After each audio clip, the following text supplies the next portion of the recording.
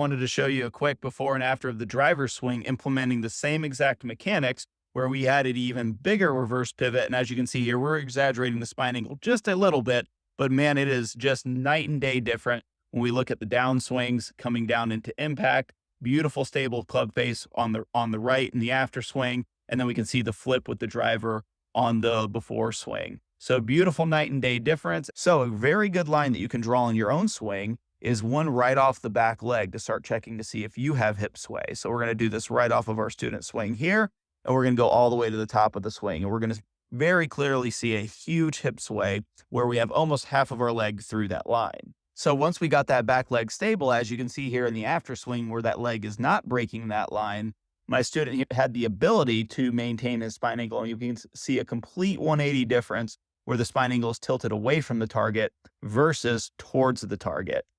Now I want to go over the exact drill that me and my student went over to start stabilizing that back leg. We're going to put an alignment stick or a chair, something that we can set up right up against our back leg. We can even take the stick out of the ground, set up to our ball, get a good spine angle, and then go ahead and set the stick down in there. Great way to make sure that that's in a good spot. And we want this at a little bit of an angle because we want this almost touching our mid-thigh height level.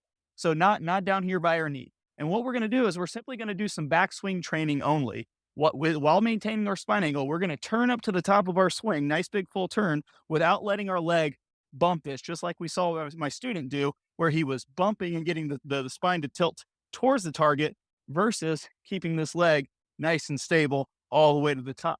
And this is very simple, guys. This is one of the reasons I love this drill so much is because it's just training. There's no trick to this. It's just very hardcore, nice fundamental mechanics that keep you in a very nice spot and keep that back leg stable. So what we do is we get some backswing training in, making sure I have a spine angle and a stable back leg. Then we use that same feel when we take the object out of the way, the chair, the stick, whatever we're using, to make some nice, easy swings. And what I want you to imagine here is I want you to put a fence around the outside of your leg and the inside of your leg and say, hey, my leg can rotate in this fence as much as it wants, but we don't want it to change locations. We want it to stay right where it's at. Now, a little key extra note here is it can actually go inside that fence just a little bit, but we never want it to break that fence.